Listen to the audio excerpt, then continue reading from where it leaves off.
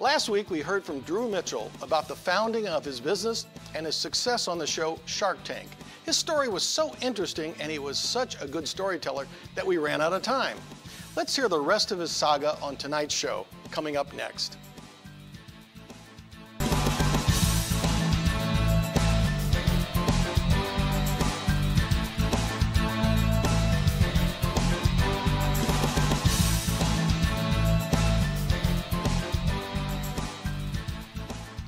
Welcome again to Lakeshore Focus, a weekly show highlighting the key issues, important events, and interesting people in our region.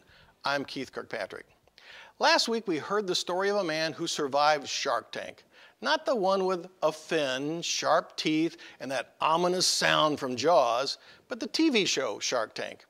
We didn't get to finish hearing the remaining balance, so we invited him back to finish telling us about his venture and his adventure. Back for part 2 of Shark Tank Survivor is Drew Mitchell, one of the founders of Rent Like a Champion. I'm glad to have you back. Keith, I'm thrilled to be back here again this week. I may have talked a little bit long last week, but it was only because I had another pair of socks that I wanted to show you. Remember, I wore some great socks. You did, and and just to make the point, I brought some too. All right. How about that? I think it's terrific. I think yours still are a little more colorful than mine, but I was trying to blend with the outfit. I like it. Good job. So maybe for the folks who haven't seen the show from last week, let's just kind of maybe recap real quick. You started this business about 5-6 years ago that quickly does what? That's right. So the original business started in 2006, but Rent Like a Champion started about 6 years ago. We are a vacation rental provider in towns with big events. So basically we help connect people who are coming in for the event with a home near campus. So we're essentially a vacation rental platform. And this was primarily for people coming to ball games and things like that? It started really around big football games at Notre Dame, and we identified that there seemed to be an opportunity to take this business concept really on the road into new markets where there might be kind of a similar environment where the business could be successful. And then eventually you said, hey, this is growing. Why don't we get on Shark Tank? Took a wild shot at it. And That's right. Got on the show. Yep, we shot from the hip. We applied to go on to Shark Tank. I think we left it off. We had put a deal together with Mark Cuban and Chris Sacca. And I believe that's about where we ran out of time. But we were thrilled to partner with these two sharks.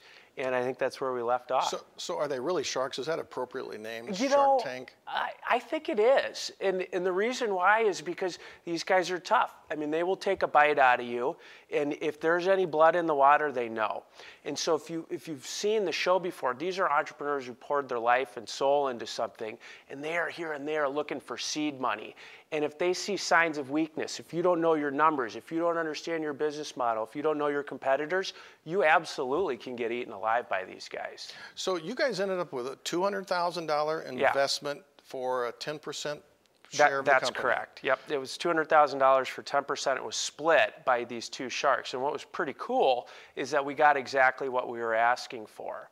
Which is kind of interesting, because when I heard that, I thought that sounded like I usually see them bargaining for lower amounts for bigger percentage of companies. So you sound like, I saw that as a victory for you. Well, it was a huge victory. I mean, first of all, it sort of establishes that this is a real company putting big numbers up on the board that's making real money. And so a lot of the concepts that go on there are just that. They're concepts. They're really in the incubation stage.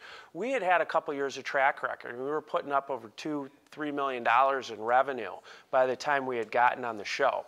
So I think that our valuation and also the amount of money that we were looking for to grow was really adjusted because of that. Because we were a little bit past sort of the bootstrapping phase. We'd proven our concept, to use an entrepreneurial phrase. What? You asked for the $200,000. That was your target, correct, right? Yes. So why didn't they come back and say they wanted 20 or 30% of the company for that kind of investment? So they did, actually. Not quite exactly that, but Mr. Wonderful, Kevin O'Leary, made the first offer, and that was the big icebreaker. And he offered $200,000 for 15% of the business. But that's still not close to 30%. Or it's not close. A chunk of the business. It's not close to 30. And you know what? Had the presentation gone sideways, if you're a shark and you're a little bit less comfortable with what you're hearing, they very well might have said, look, we'll give you $200,000, but we want 50%.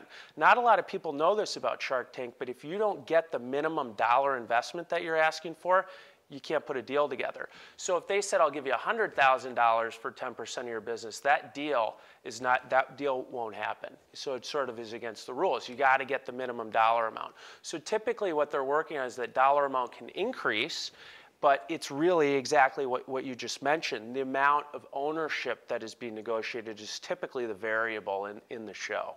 So what do you think people on that show are looking for in terms of return? So each one put 100,000 into this. What do you think they're hoping that they get out of it? You know, it's probably not that dissimilar from a venture capital firm or even an angel investor, where they're making a lot of small investments and they're hoping one of them is a rocket ship, that it just hits the moon. I don't know if it needs to be a Google or a Facebook or an Instagram, but they're looking for returns that are 25, 30, 100x. And the reason why is about 20% of the businesses succeed, and 80% are either kind of stagnate or they fail. And so I think you need to be achieving sort of above average or above market returns on a few of them to make up for the dogs. So they're really hoping that 100,000 might turn into a couple $1 million for them. Absolutely. So that's what they're kind of gambling on. That's right. So tell us a little bit about where things have gone with the company kind of since that. How long ago were you on the show? We were on the show originally it aired around Halloween of 2015. Okay. So this is about 18 months ago. Okay. And so what's happened in that 18 months? So first of all, you can't talk about it. You go and you film it in June, and it's 3 months, and you're under confidentiality. That's really hard, especially for me. I sing like a canary, and so it was hard to keep that a secret. But in the meantime, you know what you're doing, Keith, is you're making sure your website doesn't crash when this thing airs. You're hitting 8 million people are watching this show, and they all go to your website. Not all of them, but you see these massive spikes of traffic. And so we had to really kind of build up the backbone of our website and the infrastructure there so that we could accommodate the anticipated traffic. Did you already have the money? Had the 200,000 come to you? Very good question. So one of the things that happened in our case is that we closed our deal very quickly. We had all of our finances in order. We were actively managing our accounting, so we had proper balance sheet and income statements. We were able to put all of that in front of them. When you leave the show, you really then enter due diligence with the Sharks. So they have a team or themselves, and they're basically vetting your numbers, making sure that what you've told them is true, and then ultimately, you get into a contract. And so even if you cut the deal on the show, if it didn't work out, they could say, no, that's correct. This is not true, but then they probably wouldn't air that show, right? Well, so that you're absolutely right. That's very intuitive of you. I mean, there are deals that don't close. Something doesn't smell right. Maybe they were misled in some way. They misled the Sharks potentially in one way, or something makes them uncomfortable. Nobody's under any obligation necessarily to close these deals, but I think the vast majority of them do get closed. I think the risk of not closing the deal is that you potentially don't air. So that 200,000 came to you fairly quickly. What did you do with that new capital? Did that help you build your infrastructure up? Yeah, so we had a very sort of deliberate strategy with the $200,000, and we had also gone into Shark Tank with kind of an intended use of it. So we helped the Sharks understand how we would be using that invested capital to help grow our business. At the time, we were in about 20 markets, and we had figured it was about $10,000 for us to go and expand into a new market.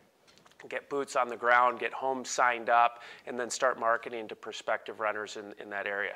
So there were also about 20 schools, remaining Division I NCAA football programs, where we felt like there was a really good opportunity for us to take our program. So 20 schools, $10,000 a school, $200,000, and that's largely how we deployed that money. So we've added probably 15 schools to our platform, and we've also expanded outside of that into other sports. It's interesting. One of the things I like listening to you, and I think for the audience listening, you make the numbers understandable, because you do the math real quick, and it's like 20 times 10. Sure. It's like, hey, this works. Is that just kind of a natural part of this, and by kind of keeping it kind of simple, stupid, did it work with the Sharks, you think? Keith, you know, this is why I love talking to you. You always bring a different perspective. I mean, nobody's ever told me that before, but I do think people like numbers. It gives their brain something to latch onto. It's important for a business owner to know their numbers, but you also need to make sure that people are understanding what you're talking about. I mean, the worst thing is to be in a business meeting, you're using acronyms nobody's ever heard of, and you're burning through numbers, and you leave people behind, and it makes it hard to kind of conclude conversations or ultimately get to a point. You know, it's interesting because on the previous show, I think you talked about going into one of the first markets that it was a $10,000 investment. Yeah. So the consistency of that coming back and saying, hey, it cost us about $10,000 because you'd already figured that out before, and it played through for you. That's right. So in this 18-month period, you've added 15 more. How many total cities are you guys in, or communities? Well, one of the interesting things that the real challenge in this business is getting homes to sign up. I mean, your home it's maybe your largest asset. It's also something that's very private and personal. You live there, you sleep there, you've raised your kids there. So the idea of exiting your home for a weekend to make a couple bucks is really foreign, especially in these small towns where they're not really familiar with the vacation rental concept. So it took us 6-7 years to get the first 1,000, 1,200 homes on there. Coming out of Shark Tank, we doubled that. That was a coup d'etat for us as we're going into you got this track record now, right? Now we got a track record. And so we could also point to the Shark Tank and say, look, we're credible. So it's not just a couple of guys running a website that are looking for you to vacate your primary residence for a weekend. We're a legitimate firm. And so then by adding this inventory at all of these places around the country, we learned a couple things. One, there are events that we'd never heard of. We were really pretty focused on college football. Well, there's other big events in small towns. Like bicycle races. Bicycle races, state fairs, political conventions, the Sturgis Motorcycle Rally. Green Bay, the Packers, big groups of people descend on there, and there just aren't enough hotel rooms. And the other two that have really allowed us to get some traction outside of college football are NASCAR and PGA.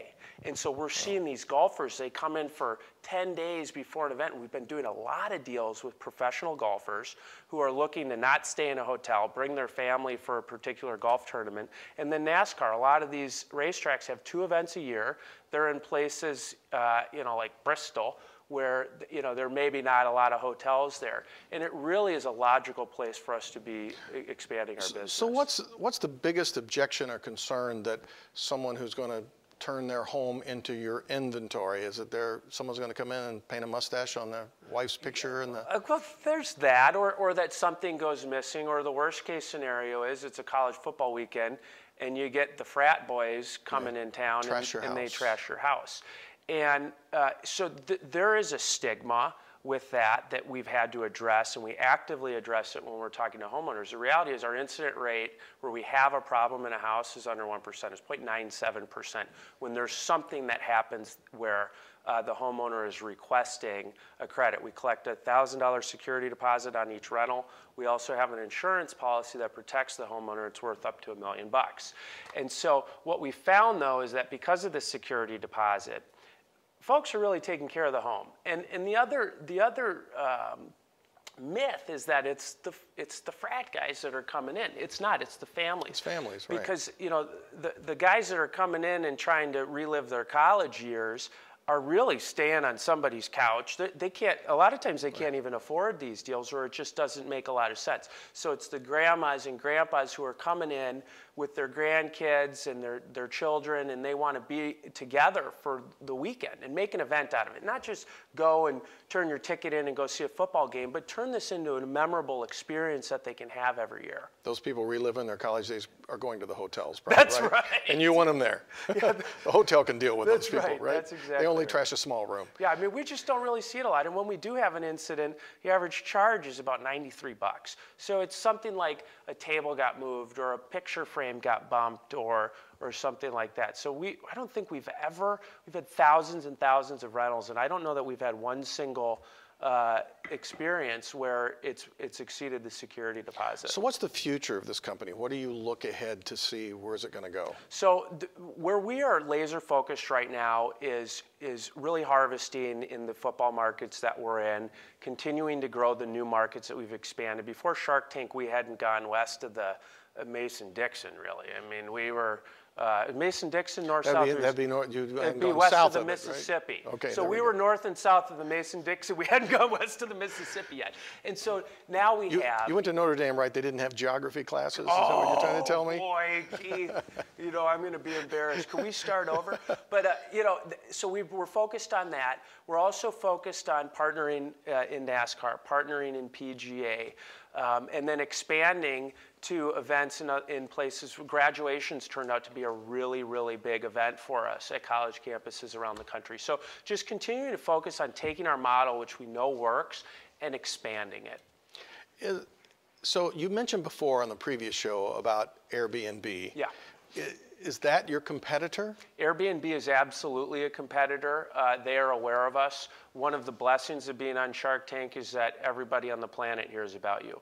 One of the bad things about being on Shark Tank is all of your competitors immediately become aware of you. So we know about those guys. Airbnb, they're great guys. They run a great company. They are the 800-pound gorilla in the market. So we tend to have much more of a niche focus.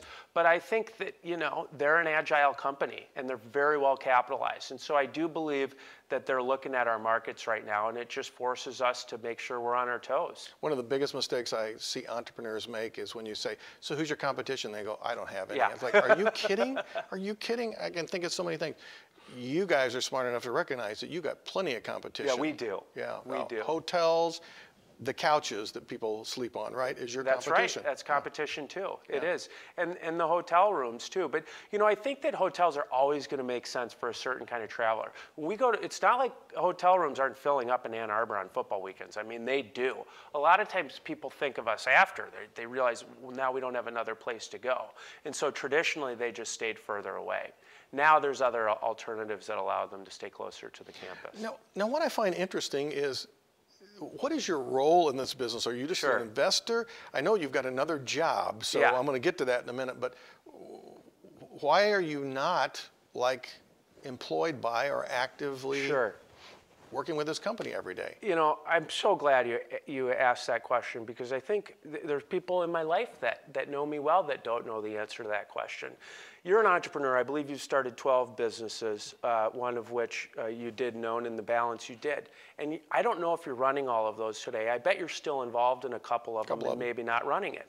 And so, I'm a real estate guy. And one of the things that I started to realize as this business was taking off is that this is not a real estate business. This is an e-commerce business. And so, it is a strength to know your weaknesses. And this is a weakness of mine, that this just wasn't the world that I was living in. I'm a builder. I'm a real estate developer. So what do you do when that happens? You go and you find the right guy to partner with. And I mentioned this last time. We made Mike Doyle a partner. And Jordan Kearns and Derek Schenk, my two partners, we kind of all embraced this. And we mentored him. And he's turned out to be enormously successful. But the short answer is, and by the way, this was the biggest landmine we were concerned about going into Shark Tank. If you're so passionate about this, why haven't you quit your day job? And the answer is, I'm not the right guy to run the company. We found the right guy, and he's right here. That's a great answer. So do you still have an active role? I mean, do you guys meet pretty regularly, talk about strategy, those kind of things? Yeah. So there's really kind of two layers here. We've got our Shark partners, Mark Cuban and Chris Sacca, and then we've got the kind of legacy of founders and partners whom I've mentioned. And we meet very regularly. We meet once a month, and we go through the books. We go through key strategies and how we're doing towards our goals for the year.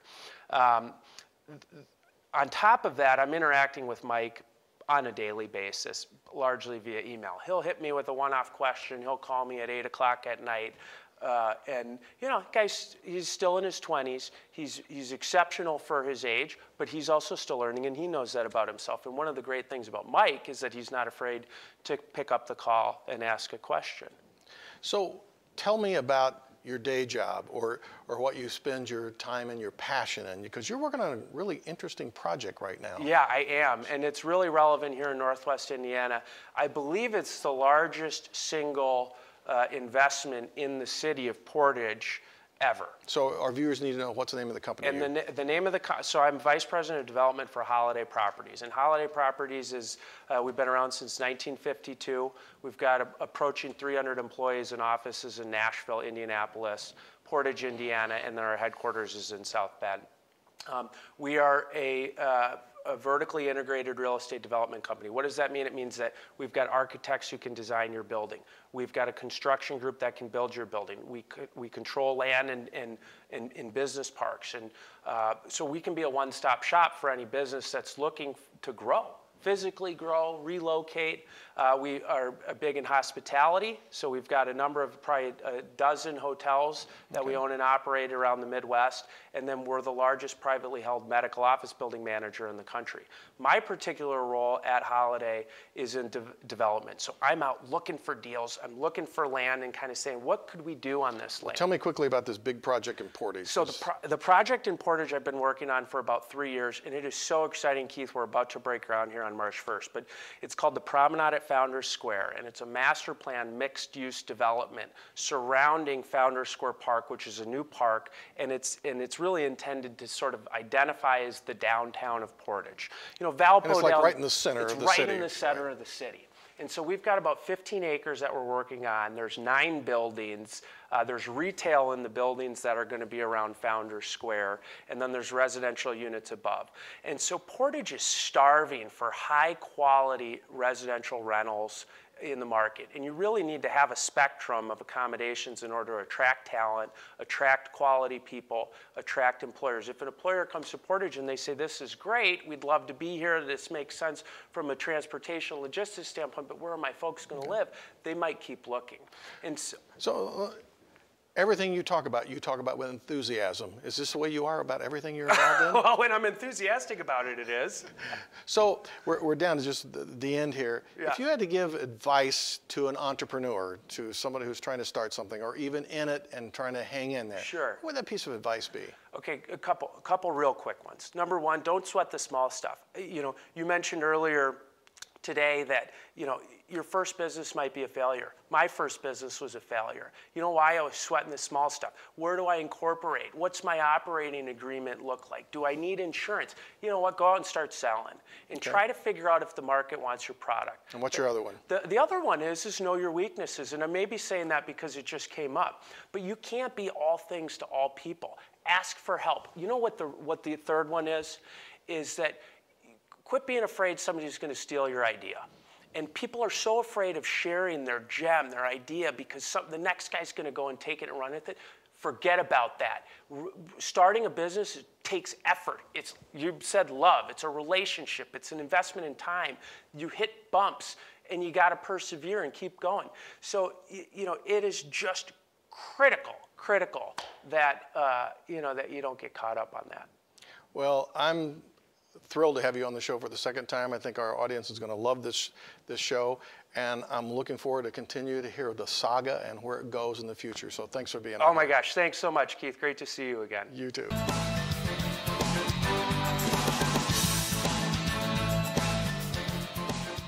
Starting a business or becoming an entrepreneur is an aspiration for many. The idea of being a business owner, your own boss, commanding your destiny, and potentially making a lot of money is a fantasy shared by a large number of people. There is a strong comparison between such dreams and dating. I know for some of our viewers you may say, that was a long time ago, or I can't remember what that was like.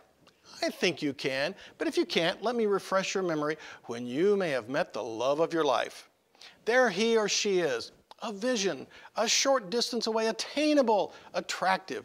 You imagine yourself with that person, lost in the wonder and thrill of this new love and the potential for long-term romance. Oh, the excitement of spending time together, exploring every aspect of this new life entwined with yours. You anticipate the ultimate rewards and of being together for all time.